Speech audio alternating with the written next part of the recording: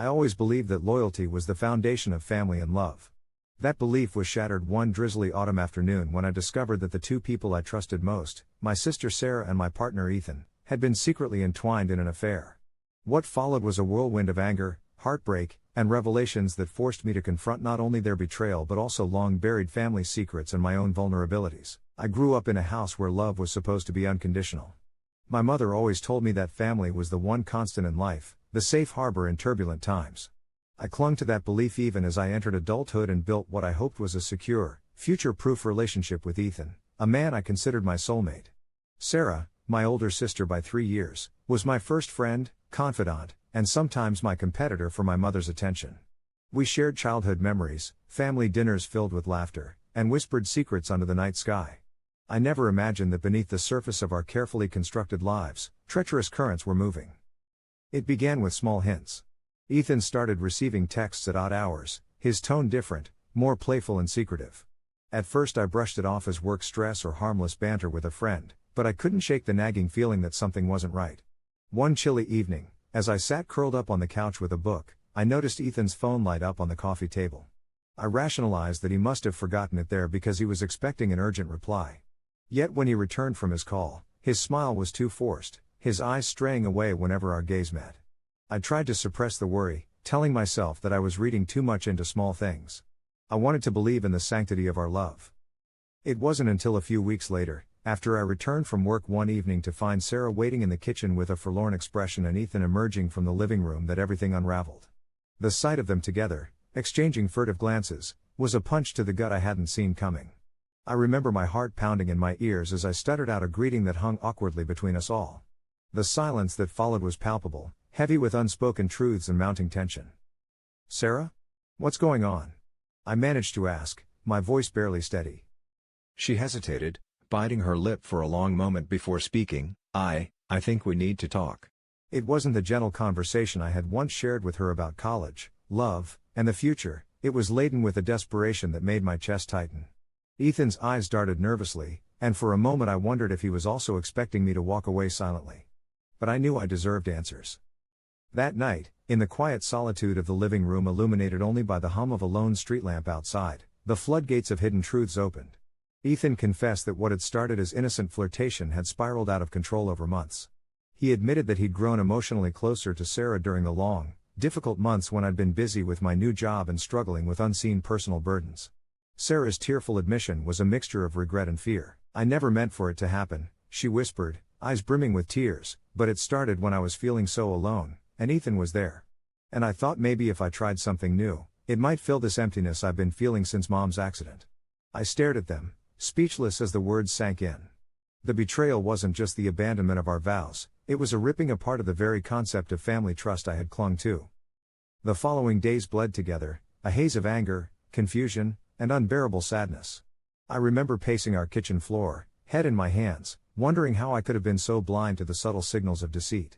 I would catch glimpses of Sarah in the hallway, her eyes brimming with guilt, and Ethan avoiding eye contact as if acknowledging my pain would force me to confront his role in our destroyed world. Every corner of our home echoed with memories that now seemed tainted by his betrayal. I replayed every instance, every minor instance of dissonance in my mind, piecing together the quiet indicators that had pointed to something amiss. In the days that followed, I found myself sinking into a vortex of self-doubt and regret. I began questioning every moment of our shared history. Had I been too naive? Too trusting? I scrolled through old messages, revisited old photos, trying to find some fault line in our relationship, any sign that could have warned me. At first, I believed I was overreacting, that everyone went through rough patches in their relationships. But as I recalled Sarah's furtive glances and Ethan's evasive responses, the betrayal loomed large. My mind spun with accusations. Why wasn't I enough? What had I done to drive them together? The labyrinth of my thoughts was punctuated by an overwhelming sense of isolation and despair. One particularly brutal afternoon, I decided I couldn't take the silence any longer. I reached out to my mother, who had always been the keeper of family secrets and the voice of reason.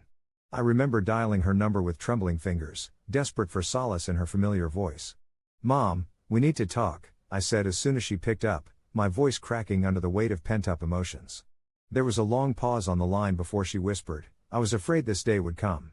Her voice was tinged with sorrow, as if she had already known that the fragile balance of our family had been disturbed. Over steaming mugs of weak coffee in her cozy, worn kitchen, she recounted stories of her own youthful mistakes and the betrayals she had endured. Sometimes, she murmured, one must face the darkest parts of our past to find the strength to move forward. I clung to her words, even as my heart shattered further. That conversation triggered an avalanche of confessions. Late one sleepless night, as rain pounded against the window panes, my mother sat me down and began to reveal long-held truths about our family. She explained that before I was born, she and Dad had weathered their own storms of mistrust and heartbreak. Their relationship had been battered by secrets, compromises, and betrayal. It was a cycle, she warned me, one that threatened to repeat itself if we were not careful. I've always feared you'd find yourself trapped in the same web of deceit, she confessed, her voice barely above a whisper. Her admission wasn't meant to justify the pain I was feeling, but it shed light on the complicated legacy of broken trust that had shaped our family dynamic. Though it hurt to know that these issues ran deeper than just Sarah and Ethan's betrayal, I couldn't help but wonder if this was an inevitable consequence of a history steeped in secrets and silent compromises. As the days passed, the tension in our home became unbearable. I attempted to confront both Ethan and Sarah separately, desperate to understand how and why they had crossed the lines of loyalty and love. One rainy evening, I sat in the dim light of our living room with Ethan. The conversation started awkwardly, with long pauses and stammered words. I still love you, he began, and I'm so sorry for what I did. His apology felt hollow even as his eyes pleaded for forgiveness, and I struggled to reconcile the man I loved with the one who had betrayed me so deeply. Love isn't supposed to hurt like this, I replied, my voice breaking with emotion. How do I know that you loved me enough to be honest, even if it meant telling me the truth sooner? I could see the regret in his eyes, but I also sensed a lingering selfishness, a reluctance to give up on the forbidden thrill of his secret liaison with my sister. Our conversation ended with more questions than answers, leaving me questioning whether I could ever trust him again. Then came the moment when I had to confront Sarah alone. I found her in our shared childhood room, now cluttered with memories of happier times, a stark reminder of everything we had lost. How could you do this?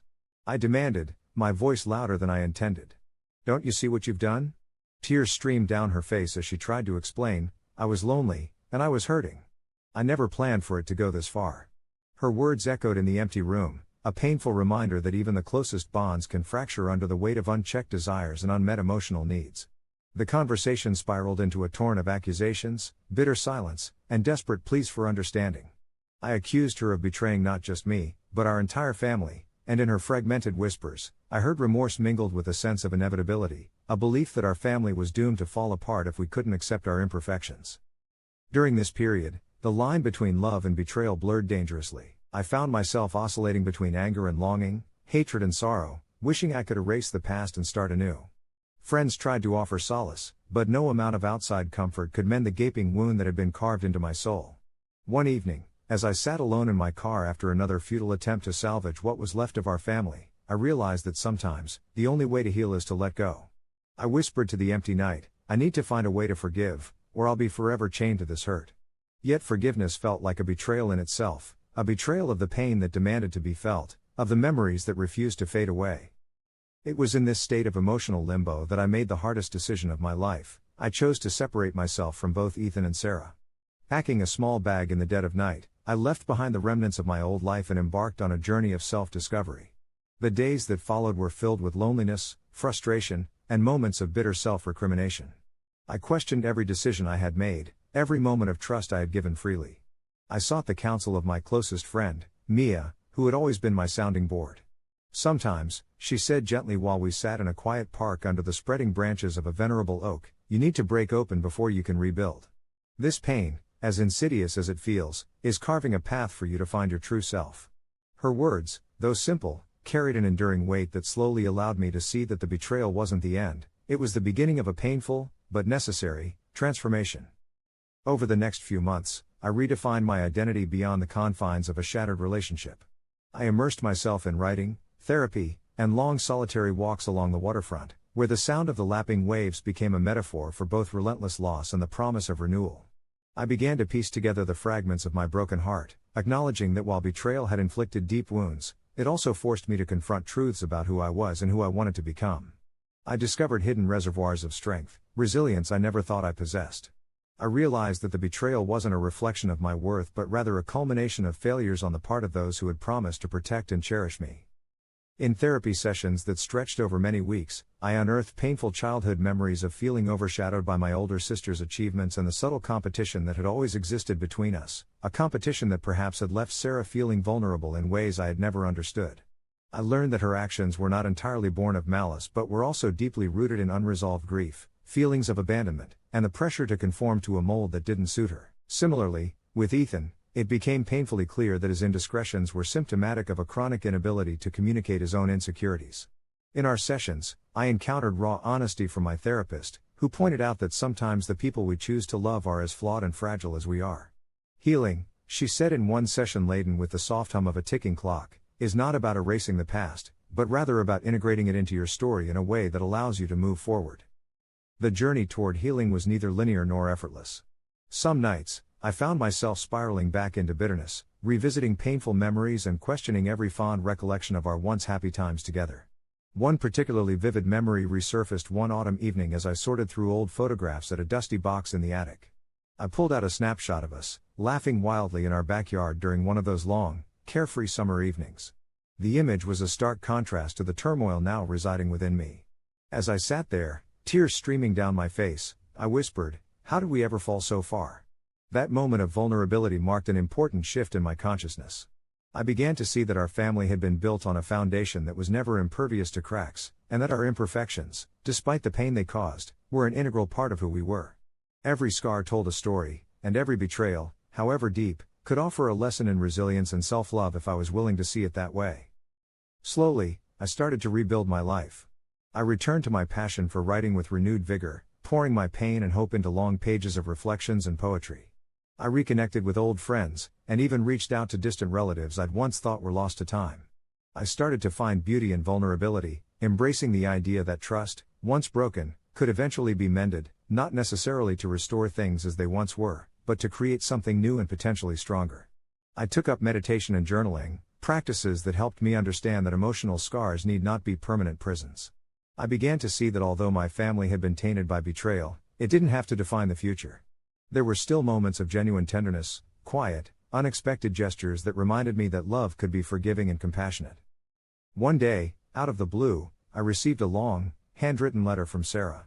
In it, she apologized, not just for the affair, but for a lifetime of unspoken resentments and miscommunications that had driven her to seek solace in the wrong places. Her words were raw, filled with remorse and a deep longing for reconciliation.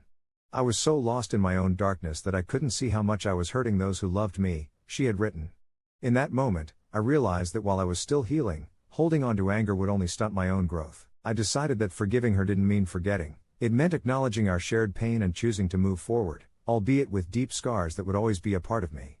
I later met with her in a small cafe with rain tapping gently on the windowpane, echoing the intensity of our feelings.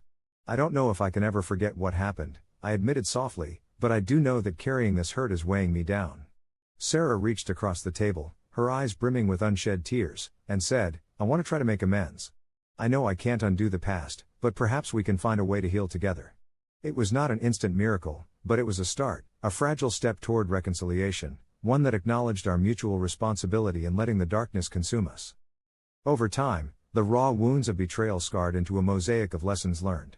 I began to nurture a deeper understanding of boundaries and the importance of honest communication. I learned that love was not simply about blind faith and unquestioning loyalty, but also about facing the truth with courage, however painful it might be. I spent long nights reflecting on the patterns of my past relationships, recognizing that I'd often ignored the subtle signs of discontent in the hope that love would fix everything. That forgiveness, I realized, wasn't an absolution of wrongdoing but a commitment to free myself from the tyranny of bitterness. In a particularly candid conversation with my therapist, I recalled saying, "I want to love again, but I'm terrified of being hurt." She gently replied, "The risk is always there, but living in fear means never really experiencing the full breadth of what love can be." Her words resonated deeply, pushing me to embrace vulnerability as a part of the human experience, a testament to the fact that even shattered hearts can learn to beat anew. There were times when I would hear gossip from extended family gatherings, whispers about how my mother had once warned me that our family was cursed by secrets, or how my father's quiet resignation hinted at the unspoken knowledge of inevitable betrayal. Rather than letting these remarks spiral into self-fulfilling prophecies, I chose to face them head-on. At one reunion, when an aunt casually mentioned, "I always knew something was off between you two," I calmly responded, I prefer to believe that family is flawed but forgiving, rather than perfect and disconnected. It was then that I truly understood that our human imperfections, if acknowledged, could be transformed into the very source of our strength. Months stretched into years, and the pain of betrayal gradually lost its searing intensity. Ethan and I parted ways, each of us trying to rebuild what had been broken. I often wondered what became of him, whether the guilt of losing something genuine eventually led him on a path similar to mine, seeking redemption and healing. I kept in touch with Sarah sporadically, and our conversations were cautious attempts at reconciliation, a tentative rebuilding of bridge after shattered glass had been swept away. Though trust never fully returned to the pristine state it once was, we learned to engage with our shared history with a sense of acceptance and regret, cherishing the good memories even as we acknowledge the darker chapters. Now, as I sit by my window on a crisp winter morning, watching frost etch intricate patterns on the glass, I reflect on everything that has happened. The betrayal that once shattered my world has, over time, transformed into a painful but necessary catalyst for change. I've learned that while the scars may never entirely vanish, they are also reminders of how far I have come, testaments to the fact that even the deepest cuts can heal to reveal something beautiful beneath. I still think about that fateful evening when the truth hit me like a tidal wave. I remember the numbness, the anger, and eventually, the slow dawning realization that I had to reclaim my own story. Family, I've come to understand, is not defined solely by unwavering loyalty or predictable love, but by the messy, unpredictable process of growth and forgiveness. I now see that betrayal, as devastating as it is, can also unearth hidden strengths and reveal the parts of ourselves that we had kept locked away in fear. I've taken up new projects, formed friendships with people who have themselves experienced similar heartaches, and embraced the fact that my life, with all its imperfections and revelations, is uniquely my own. The betrayal of Sarah and Ethan altered the course of my life irrevocably, leading me into realms of pain I had never imagined, but also into spaces of introspection and renewal. I decided to share this story not to punish them or to dwell on the past, but as a reminder that even in the face of family secrets unraveled, one can find the courage to stand tall and rebuild a life filled with authenticity and hope. If there's one truth I've learned from this experience, it's that the heart is both fragile and remarkably resilient. Our most painful betrayals can force us to confront the deepest parts of ourselves, to recognize the vulnerabilities we so desperately try to hide, and in doing so, they help us grow into individuals capable of profound empathy and love. I now strive to nurture relationships with honesty at their core, never taking trust for granted, and always remembering that forgiveness is less about excusing the transgression and more about freeing oneself from the corrosive grip of anger and regret. I often revisit the memory of that cold, rain-soaked night when the hidden truth spilled out in anguished whispers, a moment that redefined my understanding of love and loyalty. I see now that my family was never truly perfect, and perhaps that imperfection is what made it real. I am still learning to forgive, to let go of the relentless urge for retribution, and to welcome the possibility that even amidst betrayal, it is possible to forge a new way forward. This journey has taught me to appreciate every small act of kindness, every honest conversation, and every moment of vulnerability that reminds me of what it means to be human. Today, as I continue to write and share my journey with those who have experienced similar betrayals, I am filled with a quiet gratitude for the lessons learned. I now understand that every fractured relationship carries with it the potential for growth and renewal. The bitterness that once threatened to consume me has softened into a gentle reminder that while the past may be marred by betrayal, it does not have the final say in who I become. I choose instead to honor my own resilience, to celebrate the small victories in forgiveness, and to trust in the possibility that love, in its most honest form, can bring us back to ourselves. Looking back on that tumultuous period, I see it not as the end of a wonderful story, but as the painful prelude to an awakening. The betrayal that shattered my world also revealed hidden dimensions of my character, my capacity to endure, to learn, and to eventually open myself up to the possibility that even after the worst of betrayals, one can still find a way to love again. I now greet each new day with a cautious optimism, aware that life is unpredictable and relationships can be messy, and yet grateful for the clarity that comes from facing adversity head-on. In sharing this story, I hope others grappling with similar family or relationship dramas find solace in knowing they are not alone. Whether you've been hurt by someone you loved or betrayed by someone you trusted implicitly, remember that healing is possible, even if it takes time.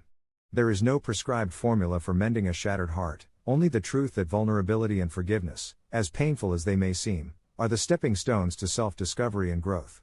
I continue to carry the marks of betrayal on my soul, but they have also become a source of strength and a reminder of how much I've endured and survived. Now, as the winter sun casts a gentle glow on the snow-laden streets outside my window, I smile softly at the thought that once I believed happiness could only come from unblemished perfection. I have learned that beauty sometimes emerges from the cracks, the delicate interplay of pain and hope, the gentle rhythm of resilience after heartbreak, and that being human means embracing both the light and the dark within us. Family may have secrets unraveled, and relationships may falter, but within each of us lies the power to rebuild, to redefine what loyalty means, and to create a life that honors both our scars and our capacity for love. This is my story, a journey through betrayal, grief, and ultimately, the triumph of the human spirit. Although the future remains uncertain and the past holds memories that still sting, I choose to believe that every wound can heal if given the chance, and that in the tender act of forgiving, we reclaim not only our power but also the profound beauty of being unashamedly, vulnerably human.